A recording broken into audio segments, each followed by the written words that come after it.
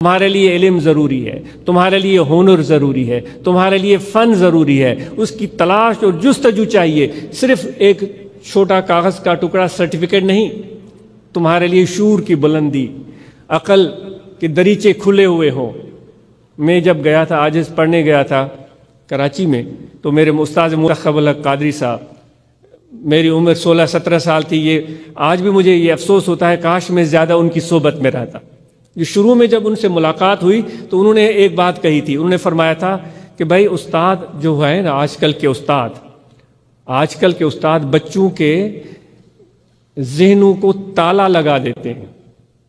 وہ کسی ایک فرقے کے پیچھے لگا دیا، کسی ایک مسئلے میں پھنسا دیا، کسی ایک نقطے میں ان کو الجھا دیا، تو اس پر ان کو تالا لگا دیتے، پھر وہ پوری زندگی اپنے اس چکر میں گھومتے رہتے۔ میرے استاد نے فرمایا کہ میرا کام ہے ان تالوں کو توڑنا۔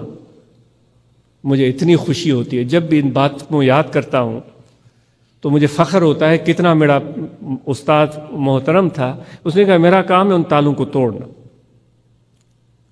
تو کیا ہمارے عقلوں کو تالے تو نہیں لگے ہوئے؟ قرآن مجید میں اللہ تعالیٰ اس طرح کی باتیں خطاب کرتے ہیں، ہم انسانوں کو کہتا ہے کہ افلا تعقلون، کیوں عقل سے کام نہیں لیتے ہو، کیوں سمجھ سے کام نہیں لیتے ہو؟ اے نوجوانوں، ہمیں توقع ہے آپ سے، یہ تالے توڑ کر آپ آگے بڑھیں گے، اور یہ جو ایک فقیروں کی کمیونٹی ہے جو مل جل کر آگے بڑھ رہی ہے، کیونکہ ہمارے اس جماعت کے افراد کو ہم سب کا سفر جاری ہے الحمدللہ۔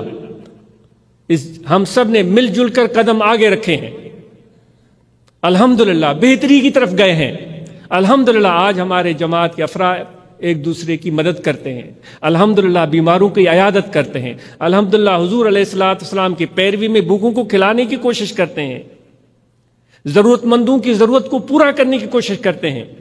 یہ ہم اور آپ نے مل جل کر یہ کام شروع کیا ہے، اور اس پوری جماعت کو، وہ 500 ہے 5000 ہے یا جتنے بھی ہیں، ہمیں بہت دور تک جانا ہے۔ تیار ہیں آپ لوگ؟